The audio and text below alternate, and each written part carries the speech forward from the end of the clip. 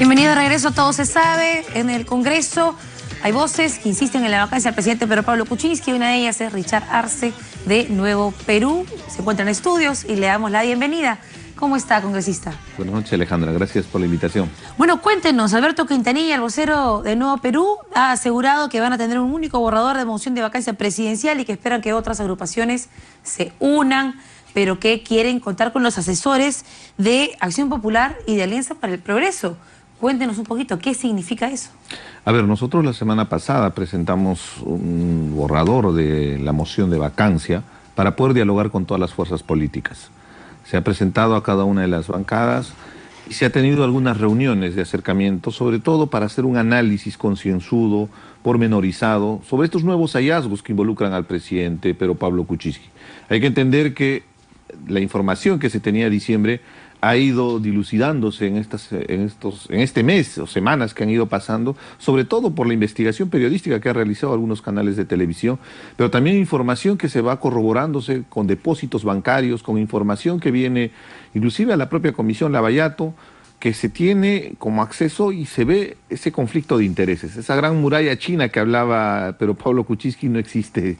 Al contrario, hay un conflicto de interés permanente entre su labor pública y su labor privada de estar defendiendo intereses de estas dos empresas, Westfield Capital y First Capital. Y en eso ustedes han encontrado mucho consenso en varias bancadas, no solo una, pero ese consenso no está traduciéndose necesariamente en un respaldo público de su borrador de vacancia, y ahí la pregunta es, ¿va a poder generarse un texto único? Porque, por ejemplo, María Elena Foronta, la vocera alterna de Frente Amplio, ha asegurado que van a buscar una propuesta multipartidaria, pero ustedes, a través de Alberto Quintanilla, dicen que basta con que sean Frente Amplio y Nuevo Perú y que los demás se unan por su cuenta. Al final, también ahí hay, digamos, una pequeña discrepancia en las formas.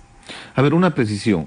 Se ha abierto el espacio para dialogar. Y no solamente con las fuerzas políticas, evidentemente son los más importantes porque son las fuerzas políticas que pertenecen al Congreso de la República los que van a emitir un voto. Desde el momento de la presentación de la moción, que se requiere las 27 firmas, y después cuando vamos a requerir mayoría a través de los 87 votos que se va a requerir para vacar al presidente. En ese diálogo se ha conversado con los partidos políticos, se está analizando, se está discutiéndose, pero todavía estamos en un periodo de receso parlamentario. Nosotros tenemos que esperar que se retomen las actividades parlamentarias formalmente en el mes de marzo para que esa moción pueda circular en el conducto regular que le corresponda. ¿Y eso se ha decidido solo entre ustedes o en conversación con las otras bancadas? Porque ustedes han conversado con todos en los últimos días. La idea es justamente en ese diálogo, estamos recibiendo aportes de información respecto a los nuevos indicios, queremos sustentar adecuadamente. Recordemos bien, la moción anterior en el mes de diciembre inclusive tenía párrafos copiados. Se trata de vacar al presidente con un sustento, con un argumento consistente, siguiendo el debido proceso. Eso es muy importante resaltarlo. ¿Han decidido entonces esperar la declaración de Barata? Puede sumar la declaración de Barata. Pero mientras tanto nosotros, si presentamos ahora la moción de vacancia, Alejandra, esa moción de vacancia va a esperar a que se retome el periodo parlamentario, que es en la primera semana de marzo, como está establecido. Entonces, mientras tanto, la moción de vacancia va a esperar, no va a tener ningún procedimiento más, porque se tiene que esperar que convoquen a la primera sesión del Pleno del Congreso. Entonces nosotros, bienvenido en todo este periodo, todo tipo de información. Lo que hemos pedido y hemos tenido la reunión con Alianza por el Progreso, por ejemplo, en un primer momento, con el Frente Amplio también de la misma manera, con Acción Popular, inclusive con Fuerza Popular, a través de sus asesores que nos remitan información, están dialogando con nuestros asesores y estamos enriqueciendo el documento por la responsabilidad que se tiene. También entre congresistas recabando información, pero es parte de este proceso de ir preparando un documento consensuado. Nosotros no pretendemos presentar una moción de vacancia a nombre del Nuevo Perú. Queremos una moción de vacancia que represente el consenso del Congreso. Digamos, el consenso, porque todos sabemos que una moción de vacancia trae consecuencias de ser aprobada, convocar elecciones. Ustedes querían que se convoquen elecciones y en la vacancia anterior esa fue una de las posturas que hizo que se retiren de este acuerdo, que Fuerza Popular no tenía pues intención seguramente de convocar elecciones si es que renunciaban todos los vicepresidentes de Pedro Pablo Kuczynski. Ahora, ¿hay otro panorama, otra posibilidad más promisoria en el horizonte? No estamos pretendiendo hacer una transición democrática. Lo que vamos a pretender es una sucesión constitucional, como está establecido en la Constitución de la República, Vizcarra, entonces, que asuma el primer vicepresidente, evidentemente, ante los demostrados hechos que día a día se vienen sustentando y que el presidente no ha podido aclarar. No son errores, ojo con ese detalle. ¿Qué le da la seguridad que Martín Vizcarra no va a renunciar? Él ha salido hoy con el presidente de la República y Mercedes Arauz, digamos, mostrando respaldo al presidente, y él ha dicho: este es mi equipo. Como dando a entender, si yo me voy, nos vamos todos. Es la responsabilidad que él va a asumir frente al país. Él ha juramentado como primer vicepresidente y él asume la responsabilidad en un escenario, por ejemplo, de vacancia presidencial o ante la renuncia del presidente. Porque hay una alternativa. Tú hablas de la renuncia de Vizcarra. Yo veo en el horizonte, en el corto plazo, que el presidente Pedro Pablo Kuczynski puede también renunciar ante un escenario. Sería una salida, entre comillas, decorosa, ante un escenario donde hay convulsión social, hay un desgobierno y sobre todo se viene dilucidándose una serie de responsabilidades, como te mencionaba hace unos minutos, que no son errores, como él lo menciona. Son indicios graves que podrían indicar delitos penales y se le viene un problema bastante serio que después las instancias jurisdiccionales, como es el Ministerio Público y el Poder Judicial, tendrán que aclarar y ver el grado de responsabilidad. Por lo pronto, nosotros lo que estamos haciendo es tener el sustento legal, tener los argumentos, seguir el debido proceso. Eso es muy importante para que se tenga todo el procedimiento formal que corresponde a una vacancia presidencial. En este caso, ¿qué les hace sentir tan seguros que Vizcarra no renunciaría? Mira, es decisiones personales, pero entiendo bien que él tiene que asumir la responsabilidad que él ha juramentado frente al país. Él es el primer vicepresidente. En un escenario de esa naturaleza tendría que asumir. Ahora, nadie sabe la conciencia de cada persona, pero entendemos que él tendría que asumir esta responsabilidad. ¿Pero no le parece que están, digamos, jugando con fuego, uniéndose a Fuerza Popular, al mismo tiempo que critican, por ejemplo, que no acate un fallo de la Corte Interamericana de Derechos Humanos que le está ordenando que deje de investigar a 4 magistrados, que deje de acusar constitucionalmente a 4 magistrados del TC? Pero no es una alianza de ninguna manera. Nosotros estamos accionando con un tema legal ante las serias evidencias que comprometen al presidente. El presidente lamentablemente ha ido mintiendo y no ha aclarado esta información.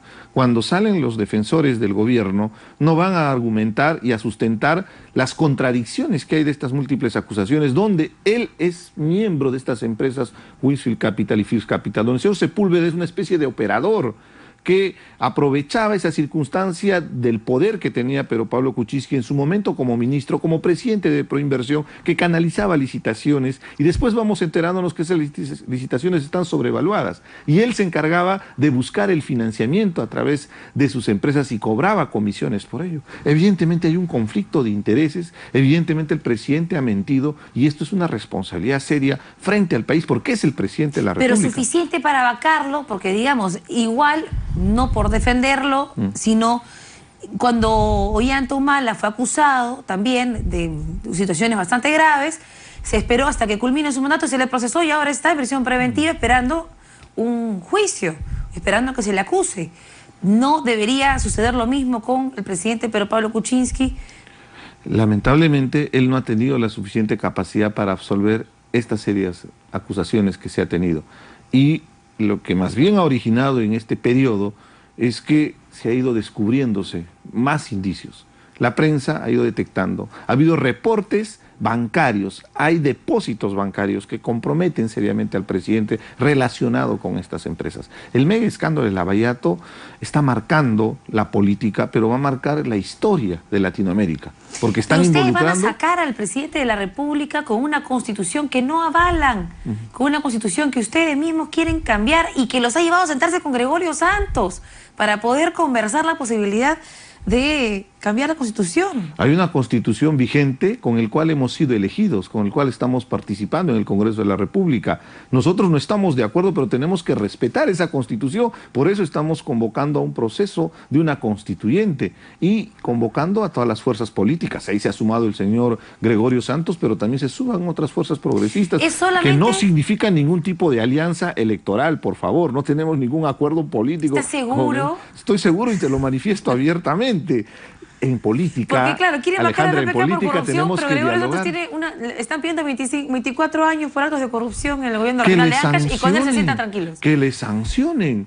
Pero en política tenemos que dialogar, es algo muy distinto. El presidente está a cargo de la primera magistratura del país, está en la responsabilidad del país. El señor Gregorio Santos no es el gobernador regional en Cajamarca, está siendo procesado y que lo procesen y tiene todo el derecho de la defensa, como también tiene la presunción de la inocencia mientras no tenga una sentencia. Y podemos dialogar porque en política y en democracia se dialoga. Dialogamos con el fujimorismo, dialogamos con el aprismo en el Congreso de la República. Eso no significa que seamos aliados, es parte de los procedimientos democráticos.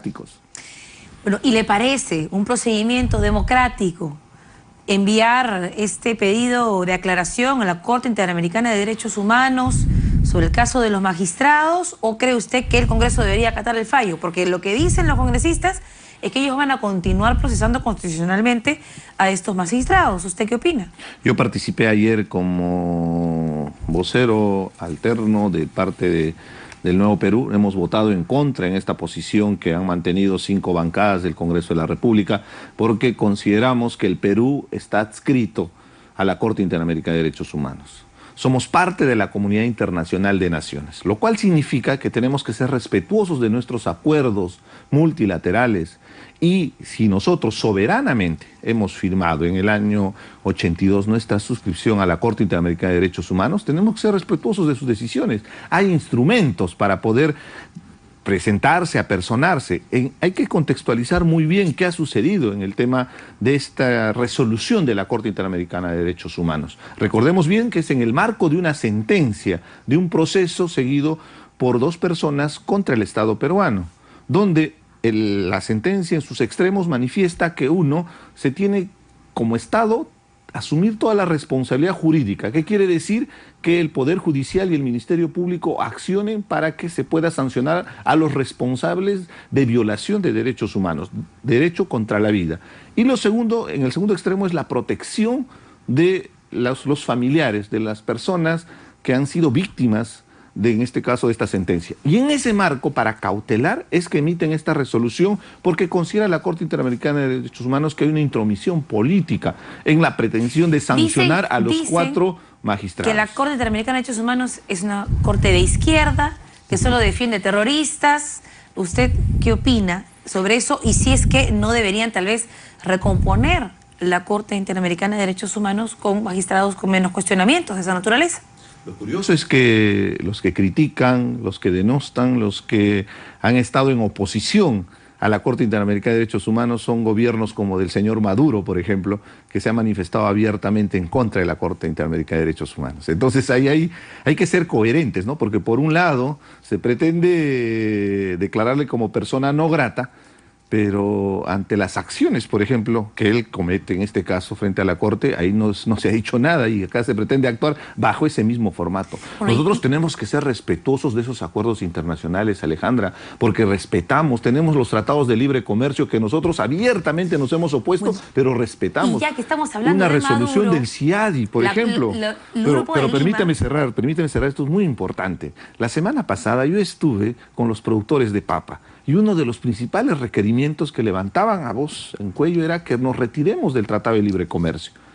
Tratábamos de explicar cuán importante para el país, que pretende entrar a la OCDE en el año 2020-2021, a llegar al bicentenario como miembro de la Organización de la Cooperación para el Desarrollo Económico, para ser la élite mundial, no quiera respetar una resolución de la Corte Interamericana de Derechos Humanos, quiera renunciar a la Corte Interamericana de Derechos Humanos, nos va a dejar como un país bananero, en la misma situación que pudo estar Trinidad y Tobago o en este caso Venezuela cuando se pone en esa posición. Es muy importante resaltar porque tiene que haber coherencia y ser consecuentes en la posición de una resolución. Las resoluciones judiciales no necesariamente van a ser de nuestro agrado, va a haber discrepancias, va a haber oposición, pero tenemos que ser respetuosos de esa resolución. Bueno, mientras vamos terminando, porque la hora nos gana y nos falta una entrevista, sí. No se vayan, por favor. No, una entrevista muy interesante de San Valentín, a ustedes les va a encantar, se los prometo, ténganos paciencia. La Cumbre de Lima, el Grupo de Lima, acaba de declarar que las elecciones en Venezuela son antidemocráticas y son un quiebre al orden democrático.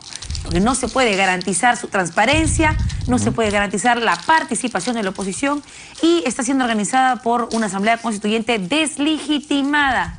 ¿Qué piensa Nuevo Perú de esa declaración? Mira, no solamente esta junta de embajadores de Lima, sino la Comisión Interamericana de Derechos Humanos, con sede en Washington, el día de ayer se ha pronunciado justamente en relación al tema de la elección. Inclusive la intromisión del Tribunal de Justicia en temas democráticos en Venezuela, donde se está violando y se está transgrediendo procedimientos democráticos. Nosotros, ¿Procedimientos evidentemente, democráticos? por supuesto, ¿O derechos humanos? Y también hasta derechos humanos, porque ha habido una ejecución extrajudicial a un disidente, este policía. Sea de derecha o de izquierda, nosotros tenemos que ser respetuosos de los derechos humanos y tenemos que denunciar a quien pretenda violar, transgredir estas convenciones internacionales. Somos parte de este sistema interamericano de derechos humanos y Richard, siendo entonces, consecuente, sí nosotros tenemos que criticar. Dictadura en Venezuela. Por supuesto que hay dictadura. ¿Cómo va a haber una elección cuando pues se pretende? Hay muchos de su bancada que no quieren decirlo. No, pero hay que ser objetivos. De la misma manera que hay corrupción también de izquierda, pero también hay de derecha. Nosotros no podemos obnubilarnos ante la realidad, tenemos que ser objetivos y coherentes. En Venezuela se pretende hacer una elección eliminando a la oposición. ¿Qué clase de elección va a haber de por medio? Seamos claros. Pero con esto no queremos estigmatizar a querer defender gobiernos, en este caso, que tienen corte dictatorial o están involucrados de corrupción. Tenemos que ser duros, tanto con gobiernos de derecha como de izquierda. Fíjate lo que está pasando en el país. La clase política más importante, la que tiene historia, los que han tenido los mejores resultados electorales, son los principales involucrados en este mega escándalo de corrupción, como es el caso del señor Alan García, como es el caso del señor Keiko Fujimori, Ollantaytamala, Alejandro Toledo, y también Susana Villarán, por supuesto, hay que decirlo con nombre y apellido. Pero por eso es importante que este ambiente de impunidad cambie. ¿Y cómo va a cambiar? Fortaleciendo las instituciones, respetando los laudos arbitrales, respetando las sentencias y las resoluciones, más aún de tribunales supranacionales que nos garantizan como país el respeto irrestricto a los derechos humanos. Eso es muy importante como mensaje para el país, por encima de nuestro fuero de nuestro fuero congresal. Mucha gente nos dice, debemos defender el fuero congresal, por supuesto, pero por encima está el interés del país. Eso hay que resaltarlo. Bueno, Richard Arce ha venido, al ser de todo, sabe, con una lucidez impresionante, más locuaz de lo que lo he visto, creo, toda su carrera como congresista. Lo felicito. Lo felicito. Es que estamos hablando de derechos humanos. Bueno, me apasiona, me parece excelente. Yo vengo de Apurímac, yo he visto lo que ha significado Sendero en Apurímac, cuántos muertos. Todos los días desfilaban por la puerta de mi casa cuando era niño los campesinos trayendo en sus ponchos a sus víctimas. Víctimas de Sendero Luminoso en su mayoría, pero lamentablemente también víctimas de malos militares, porque también existió terrorismo de Estado y eso no puede volver a repetirse. En un Estado de Derecho no tiene ninguna oportunidad gente radical que tiene esas posiciones. De ninguna postura, totalmente de acuerdo. ¿Cuál es la galleta? Deja que la vida te sorprenda. Esa galleta para mí, creo yo. Gracias. Para todos, ¿no? Para nuestro país, a pesar de todos los problemas, siempre hay la expectativa de que vamos a salir adelante. Hay que ser positivos. Gracias, congresista, por habernos acompañado. Richard Arce, entonces, hemos hablado un poquito de todo. Quédese porque van a estar en estudios la dupla de Mi Media Manzana, este startup peruano que está comprometido a cazar a los latinoamericanos. Ellos no quieren juntar a la gente para que se diviertan o no, quieren encontrar parejas, la otra mitad. Y como mañana es el día de San Valentín, este es su mejor momento. Así que no se puede perder esa entrevista tras la pausa. La noche